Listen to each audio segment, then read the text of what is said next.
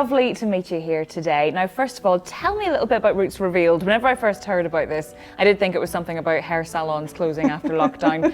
But tell me about it. It's much more interesting than that, isn't it? Yes, it is. Well, I think it is anyway. I'm delighted now to say that my genealogy tours have become one of Tourism Northern Ireland's Embrace a Giant Spirit experiences, and it's called Ancestral Adventures. It's so interesting to see just what you can find out about your own family.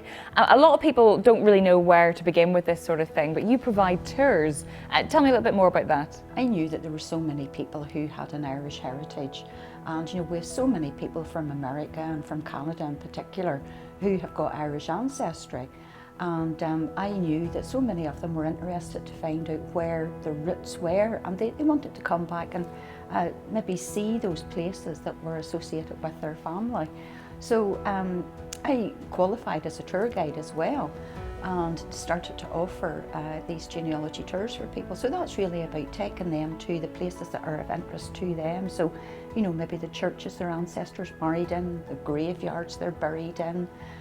Maybe there's still a little cottage still standing where their ancestors were living and raised a family. So it's lovely to be able to take people to those places that are special and of interest to them. So they're off the beaten track, they're not an off the peg thing, and very much specific and bespoke for an individual person. Talk me through the process then for people who want to try to get involved with something like this. How does it work? People get in touch with me and they say that they maybe want some research done. So I will find out what they already know. So I ask them to complete a form. They complete that form, and then I will carry out a free assessment for them to determine the likelihood of being able to find further information and further records. I'll go back and give them a quote, and then they can decide whether they want to go ahead with the work. I carry out the research, provide them with a fully referenced report, and include, where possible, copies of documents, and then send the report off to them. Some people then want to take that a stage further and go on a genealogy tour, so they want to come and visit those places, and so I can then build an itinerary for them based on what they would like to see. And you can always add in other things they might be interested in, maybe like food and drink, or a farm tour, or maybe Game of Thrones. So, it's all very much individualised.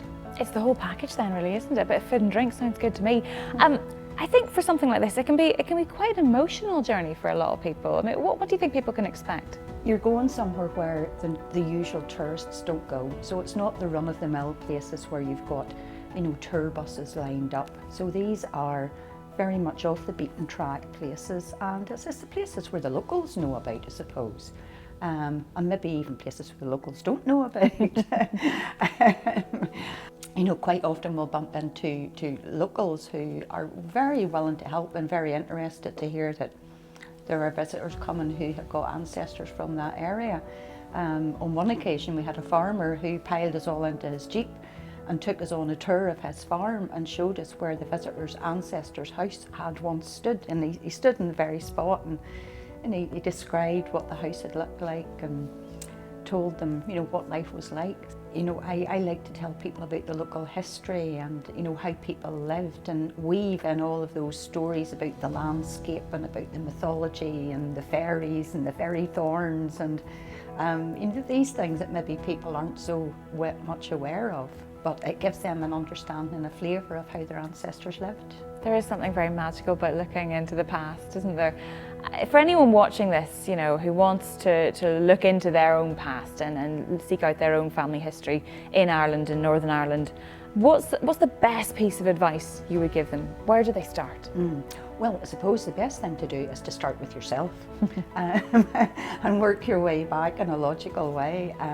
For people whose ancestors have come from here and it's been a few generations back, I would say try and find out as much as you can about the person in the country that they emigrated to, because you can often find useful clues there. So, things like how they named their children. So we have a naming tradition here. Is there information on their headstone? What did they call their house? Was it maybe named after the townland they came from? What denomination were they? So there are all sorts of things that can provide useful clues that might help to tie down a person whenever we try to find them in Ireland or Northern Ireland. I think for me, I'd quite like to find out if there was any baddies in my family history at all. That's always much more interesting, isn't it? Natalie, it's been a pleasure to meet you here today. Thank you so much. Thank you.